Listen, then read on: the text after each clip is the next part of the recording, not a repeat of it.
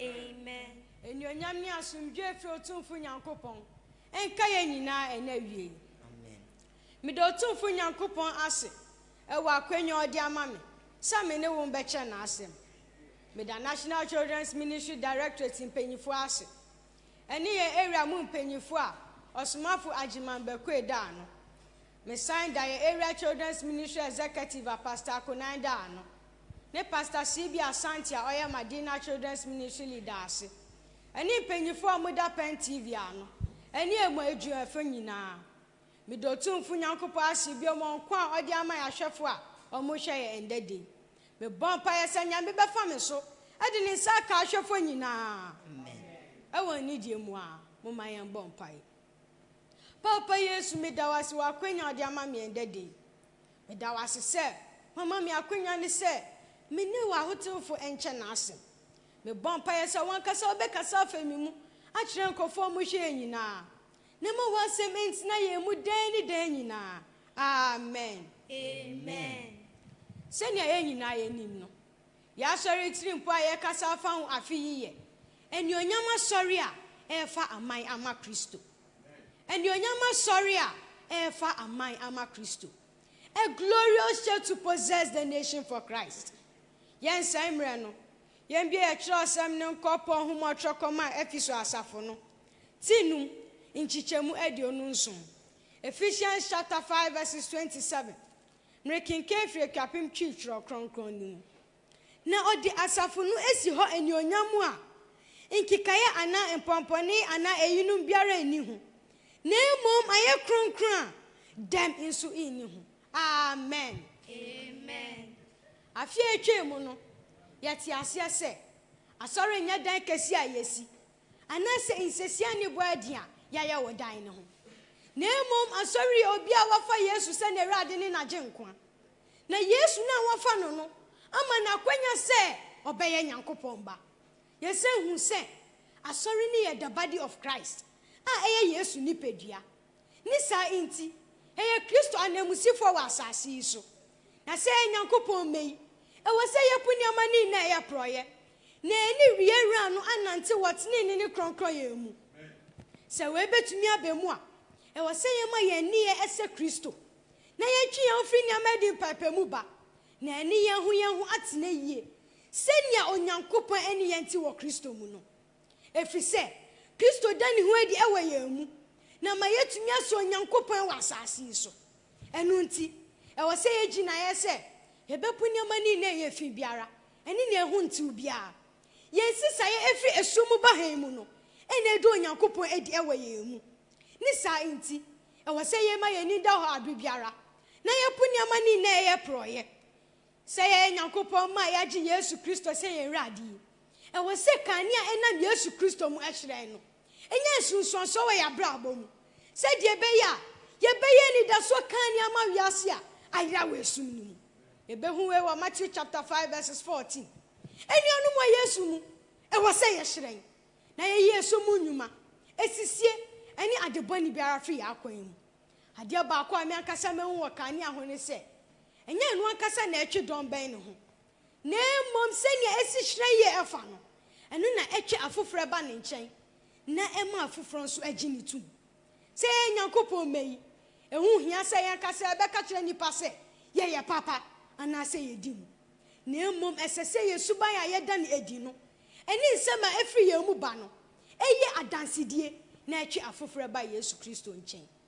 Nyama ye wiase mu adio na ehu nti obi ti se edwamambo esisie abrabo entini ewudie ni ne akika ho ewo se ye twiye ho firi ho na ni wiase na nse senia Kristo doye na ode ne ho ma se afode wa senia ne so no sa ara na ye nso ewo se ye nante wodom ewa pam dada mu no bibiara obidi emu abo afore mo Nyankopon wa siti ani obuo mu no eye afore a etu hwam ewa nyame ani efise nipa ni di ama Onyankopon sa ara no Nyankopon hu Kristo Yesu aforebo ne se etu hwiam efise oye siti eba ye Onyankopon ma ye fa amen e wo se ye fri ni di ayo ma Kristo ni mu no enya hu brase soronko ma ye hu ye hwe nim se mmofra di ni di ebe ma wona wofo Senya Ephesians chapter 6 verse 1 kyerɛ yɛn no. Ensesa wofo nso di abufo ne nyama yɛn sɛ mfata hyɛ wɔn ma so. Senya Ephesians chapter 6 verse 4 kyerɛ yɛn no. Ewo sɛ yɛdi obokan ema nipa biara ɔbɛba ya bra abom. Me nuanom wɔ Yesu mu. Esese yɛtumi da Kristo di ɛwɔ yɛn kita ho di a yɛne afoforo ne wɔ no. Ewo sɛ yɛma ho kronkron kwan wɔ ya bra abom. Senya be yɛ ɔbɛkyerɛkyerɛ yɛn ama yɛtumi ehu nia ɛsɔ yɛn Nyankopɔn ani. Afei nso ɔsɛ honhom mu aba ne ɛda ne ho adi ɛwɔ yɛn mu. Na atwi yɛn firi nyama bɔne na yɛhu nia ɛsɔ yɛn Nyankopɔn anim abere biara. Ebio ɛwɔ sɛ yɛma yɛn ni da hɔ abere biara. Ɛwɔ na ada nyama ne ade bɔne a ebetumi atwe yɛn akɔ wiase mu. Bebi bia wo a wotie me ɛna wie. Mepɛ sɛ wotie ase sɛ ɛyɛ yɛdwuma ne asɛdeɛ kɛseɛ sɛ ɛnam Onyankopɔn asɛm ka ne so. Bɛkyerɛkyerɛ sɛnea Onyankopɔn teɛ. Nia bepa esumu dwuma ho ntoma. Enti sɛ ebetumi ayɛ saa. Ɛwɔ sɛ yɛnya nukware a ɛfa Onyankopɔn mu. Na ɛma saa nukware no kwan mɛtene tidie nso ɛne yɛgyidie nso. Ɛnsɛ sɛ Onyankopɔn ma wɔfa aman no. No Onyankopɔn pɛ nko a. Na mmom ɛsɛ sɛ wɔsan ma so ɔpɛ no. Ɛtene wɔ n'abrabɔ. So obi gya ne ho mu ma Onyankopɔn kyerɛkyerɛ ne kwan a. Ni so dedi ɛwɔ nipa ni mu. Na ahyɛ Onyankopɔn animonyam. Ɛwɔ sɛ yɛde hyɛ yɛ adwemu sɛ wɔasie yɛn ne Kristo ɛwɔ ne wuo mu. Na ɛne no anya nkabom ɛwɔ ne wusɔre mu. Yɛn Awurade Yesu edi ɔbonsam tumi so nkuni. A ɔnam no mu fa so agye ɔbonsam tumi a ɔdidi nipa ama so. Ɛwɔ bɔne ne owuo mu. Ne santi me nua dɔfo a wohwɛ me ɛnɛ de. Me hyɛ wo bɔ sɛ wofa Yesu yi sɛ Awurade ne wagye nko a owuo ne bɔne ne wusumi bio. Our Lord Jesus defeated the power of Satan on the cross and led into captivity Satan's power over man through sin and death. Oh, hallelujah. Amen. So me ewo Nyankopɔn asɛm no mu no. Agye yɛn efiri bɔne ɛne owuo mu. Na ma yɛn fa ahodie. Ɛno nti ɛsɛ yɛde asɛm no mu tumi no ɛma afoforo nso. Sɛ Nyankopɔn ma a yɛfa amen yi. Ɛwɔ sɛ yɛyɛ ho asɛmpakafo a Hedi Onyankopɔn asɛm ne bɛkɔ miai akyerɛ wɔn a wayera no. Ɛwɔ sɛ yɛn abrabɔ dani a yɛkyerɛ ɛne nea yɛka no edi ɛwɔ ɔdɔm. Na gye a wagye yɛn no ama yɛn etumi ada n'edi ɛwɔ yɛn apɔten mu. Na gye a yɛagye Onyankopɔn adom ato mu no ɛnyɛ nsusuanso pa wɔ Yesu ban so. Na ɛni nti ɛwɔ sɛ yɛsesa ne yɛnya ahobrɛasɛ honhom. Afei nso ɛsɛ sɛ Onyankopɔn ehumɔbra a ɔyi kyerɛ yɛn no. Ɛmɛhyɛ yɛn kran na yɛn so yɛnya ehumɔbra ma afoforo. Yɛn bɔne ana ɛso na nka yɛn tumi fa hwe enti aka no. Onyankopɔn de akyɛ yɛn kwa. Ɛwɔ sɛ we ɛhyɛ yɛn kran na yɛn so yɛnya ehumɔbra ma afoforo. Onyankopɔn wa nankasa ne nyansa mu no. Ɛnam Yesu Kristo so atwe yɛn aba ne nkyɛn biom sɛ Nyame ma. Afei ɛsɛ yɛn sɛ yɛn na namusifo yi. Yɛdi yɛn Kristo abrabɔ yi ɛsesa yɛn pɔtɛmfoɔ. Ni nipa aka nyinaa. Ɔhyɛ yɛn sɛ yɛn gyina na nemu nkyerɛkyerɛ afoforo sɛnea ɔteɛ. Sɛ yɛn Nyankopɔn ma yɛfa amen yi. Ɛnwɔ sɛ yɛho Onyankopɔn pɛnko a. Na mmom ɛwɔ sɛ yɛn kasa nso yɛdi ne mmara so. Ɛyɛ yasɛdeɛ sɛ yɛnya ntoboaseɛ. Yɛyɛ nimdifoɔ. Yɛyɛ nsiefoɔ. Na aboa yɛn ama yɛbrabɔ ayɛ suadeɛ. Nyetumi ahyɛ ayɔnkofa da yɛn ne yɛnra Kristo ntem no mu den.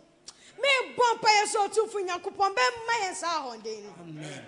Ye japade kɛse baako pa ne sɛ hunkronkron nam Yesu Kristo mu de nsano asɔ yɛn ano. Sɛ ne ɛbɛyɛ yɛbɛtumi adɔ Nyankopɔn adi a esranya opopo biara ni ho. Monte mase. Ne amepa kyerɛ ne sɛ ye japade kɛse baako pa ne sɛ hunkronkron nam Yesu Kristo mu de nsano asɔ yɛn ano. Sɛ ne ɛbɛyɛ ebetumi ada n'adi a esranya opopo biara ni yɛn ho. Ye asase so nkyene no.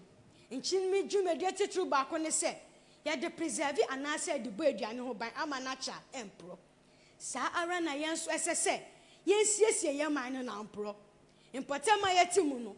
Eye yen dwuma se yetumi asisa ne su mani be se ye wura Nyankopɔn de no. Na de odesru kwa ba nipa nyina akwan mu. E we se de Onyankopɔn hene ni mu asem ene emu adeyo no era ye manfo mu. Na boa mu ama wetumi abo abrabotene ni. Se pese ye man yi a e wo se akotia esubone ahodo bi ti se atemdidie krono aye bone bra ye tron so hwe a examination more practices kokonsa adansi krumu ohun ikro obeka se wehu ni ne ekeka ho na ye dim raso. Praise the Lord. Hallelujah. Inaka krayi mu a ya re coronavirus ni en abetine yi ye mpanyi fo ma ye akwanhire baby a ye nyame meyi e wo se ye di so ebi ni se woni hwe ye wo kromate na fie fa same na horo sa wonsu a etene ase hyenkatani bra wo kɔ nipadon mu mana mo na eda wo ni afoforo ntem no mu entwe bra wo ni wonya nkitahodie e wo se siti ye ya hyanso de kese na ye wura Yesu ayedi n'echi no ye ma animonyam ewo ni mu no aded ewo ye mu. We are to reveal the glory of our master we represent. We are not to conform to the pattern of the world, but be transformed by the renewing of our mind to test and approve the master's will. By revealing his perfect picture, we are to protect the interest of our master we represent. As I say, boy, humodi, kutia nyamani na yera Yesu kutia yeno. Na ye kra nipa ewo ni mu. Say nyame ma yaje oman yi. E wa say di hye yadwe mu se enam yera Yesu Kristo a odi ne ho bo afore wa se nuane so. Ena ama ye aye kronkron. Kristo Yesu moja nti. Ejino Nyankopon anima fobo bie ni ye ho. Enye etene ni abrabo bia ye boy ye ntia. Nemom eye Kristo Yesu moja o hwegu ye ntia. Bone ho ha na eda ye nso no. Onyankopon yi na efi ho. Onyankopon nam nasem so atsew ye ho abedu pepe so a eni ye wura Yesu abese senya ono ara ye boy. Oh hallelujah. Amen. Ya hotel no hyase bra ya boboni ni peduam asenduam na edi ye hu ewura Yesu Kristo mu na etu aso ye kwa na nyina bra ye koso anante wo han mu Kristo di ne ubo afore wa asenuane so se de be ya odi ye beba ni champion se akronkronfo a efini kikaye bie ni ye hu na mom se Onyankopon ma. Oh hallelujah. Amen. Enye mra na amaye aye kronkron ana se sa ye se fatentia ana se ihihye ye papa bintia na mom eye animonyame sunsuanso a efi Onyankopon adom mu ba a onam yewura Yesu Kristo mu gi awaje ye no e di ehwegu ye nso asenya ni so adwuma ye no ti na amaye ti ase ye di onyamfo enam Onyankopon adwuma onam Yesu Kristo so ye ninti enu nti e o hyema ye se yetumi asesa ye potenfo no na wontumi nya so Onyankopon na eyi won fre bani kwaso mu eni akono bani mu ofre wo fre so Onyankopon meyi e ofre kronkron a esefata abob kronkron wa asase so na amaye etumi ada osoro adeye eni osoro abrabo edi e wo ye nkita hodie mu se pese ye man yi a e wo se ekotia esu bani ahode nyina na ye impaibofo pa se de be ya ye benya akwankyere efi yewura Yesu nchen dan ni dan nyina me de nyame asem yi be wieye me pese mi ma woti ase se Onyankopon asori asodi ekese da ye nso se ye behwe se ya brabo a ye bebo no eni ye nkasa benya nsusuanso pa e wa nipa biara ye ni won behia so se nyina betumi abemu a e wo se ye ma ye nkasa ya brabo ese Yesu Kristo die me bon pa se ni onyama asori ye gidi egina nipa nyansa so na mom egina Onyankopon tumi so na menya firi otumfo Nyankopon ho na mbede mamu endadi me bon pa se Onyankopon ye egya no onu ankasa besisen akọ onu ankasa ni sumu wasema ye ngrusa biara ebe hia de asesa ne man ni age ne man amane ho. Amen. Amen. Enkechi ajinkwa Yesu refra wo o orifra wo enkechi ajinkwa Yesu refra wo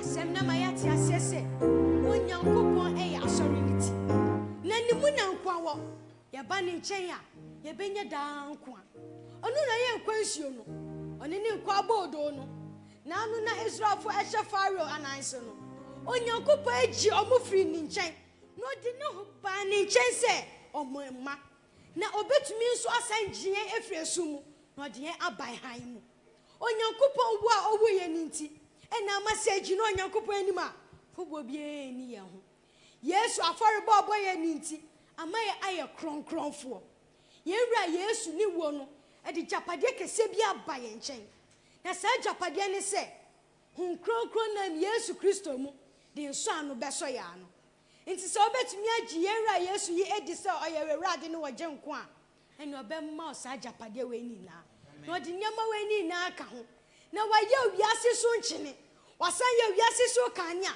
na wasan ma wutumi ni sɛ ubedani edi ɛwɔ wo mpɔten mu ɛmfa wo nipa wo yɛ kasa wo ka ɛni bebi a wo firi ye wura Yesu ewu ama ye nyinaa amen nti sɛ wayɛ ready sɛ obɛgye na di sɛ wurade ne okra agye nko a kansɛm we di mechi me David tete unsu bodin me gidi sɛ Yesu yɛ Nyankopɔn ba me bɔne nti na owu ye me bimbo nti na ɔsɔre ye nti me fa ne sɛ me wurade ne me kra agye nko a nti me fa ne sɛ me wurade ne me kra agye nko a me kwa na nyinaa nti Awurade boa me amen amen muni na mo afa yɛwura Yesu yi sɛ mo kra ne mo agye nkwa no me hyɛ mo bɔ sɛ ɔbɛyɛ mo nkwa nsuo na de hwɛ ni na ehwia mo no wetia asi fam no ankasa wafa na yɛwura Yesu no nso sa wafa yɛn efiri bɔne mu na ɔde yɛn aba nkwa mu yɛn bɔ mpae Papa Yesu me da wase sɛ ndɛ so wagye afoforo abɛka wo nkyɛn me bɔ mpae sɛ wankasa bɛfɔ wɔn sɛ wɔn ma amen na watenetene wɔn so ne wɔn gyidie nso na wetumi asɛw ɛwɔ kronkron yɛ mu amen amen minye dewo mura minye dewo Jesus minye dewo mura minye dewo Jesus mikasa mabrabo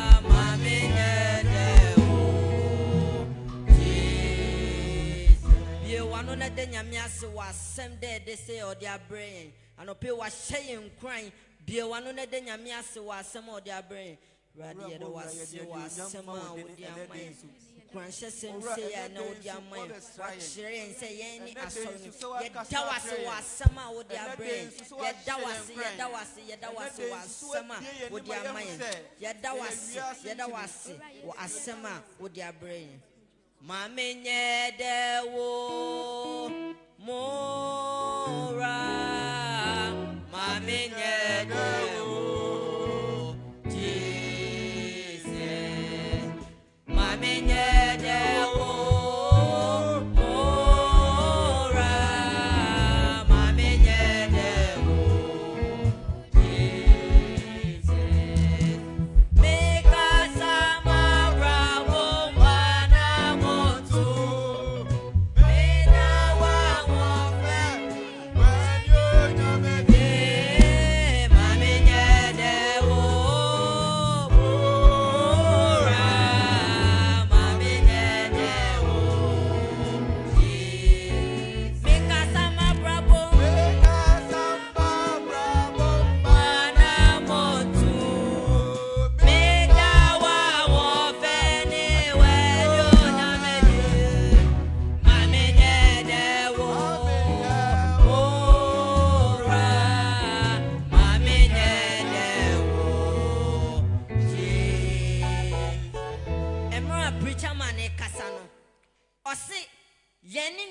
nsiane mu ewa asase so.